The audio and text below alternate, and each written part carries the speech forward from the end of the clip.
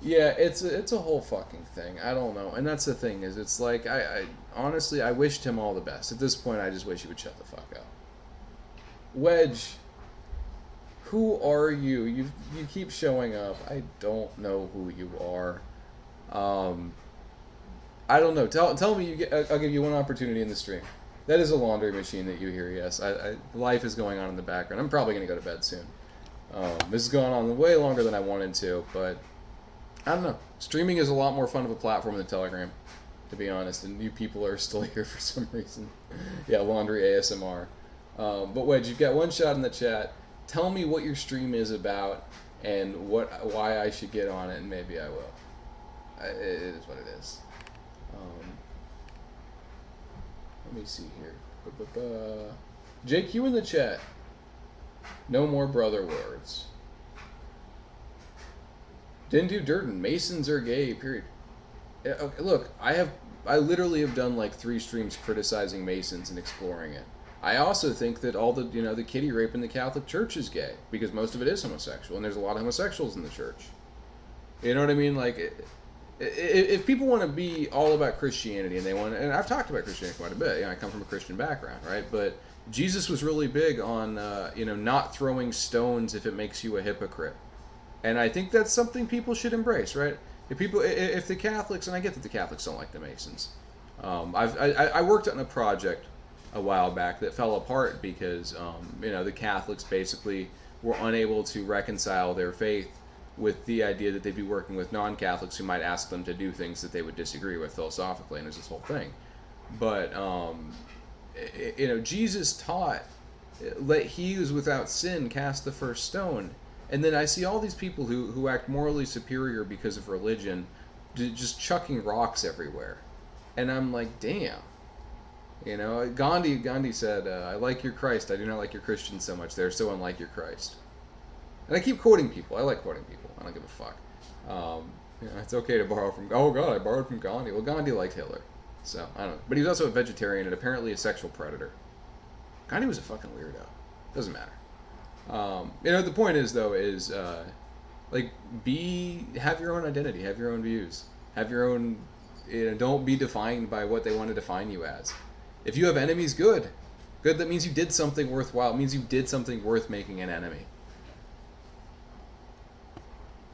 Alright, let me see, Wedge. I have a news/interview/debate stream kind of like the Ralph retort. Ralph follows on Twitter and Bronx hangs out in my Discord. It's like, okay, I'm...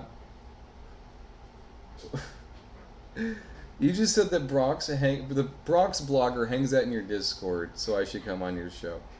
I'm sorry, Wedge, but I don't want to get AIDS. I have nothing but contempt for... See, Bronx Blogger is another good example, right? Bronx Blogger was a guy back when I was...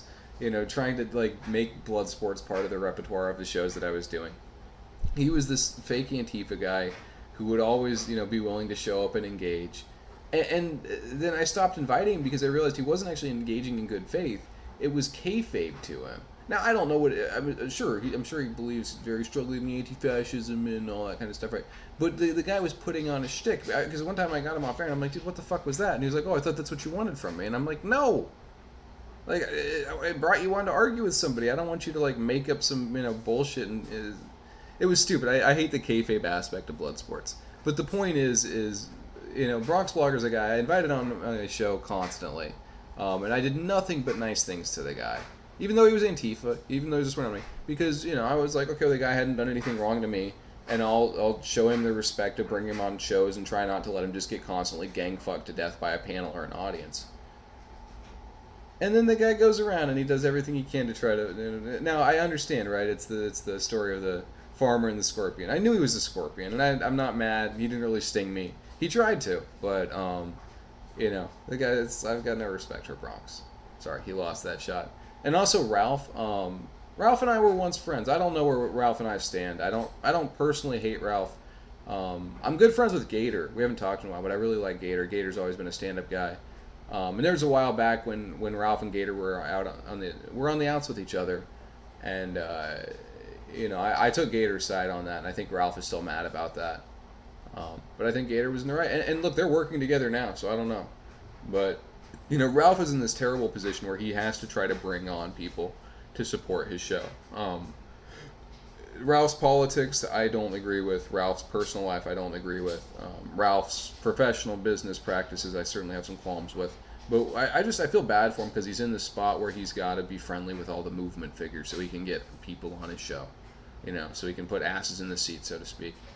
And I've been in that spot, right? I was in that spot with Heel Turn, and it's a shitty spot to be in, to be honest. I mean, it's cool to ride that Tiger. It's cool to be like the big thing, but he's the focus of all of this energy, and he has to maintain relationships with people that frankly belong in a ditch.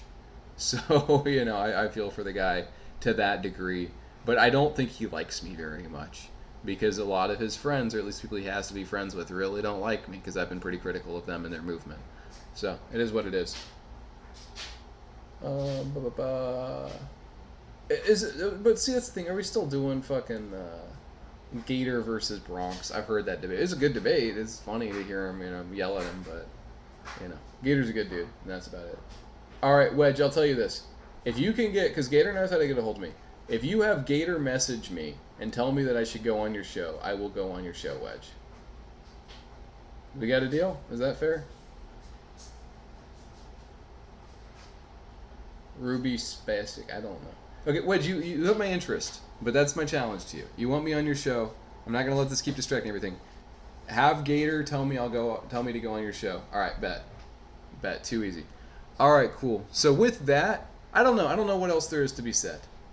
I've done way more. Let me see how long I've been running this OBS for. 2 hours. No, it's not 3 hours. I used to do 3-hour shows, but this is why I'd always have people who could ramble more than I could. I had to fill the air by reading. I had to fill the air by doing drama that I told myself going on air. I'm not going to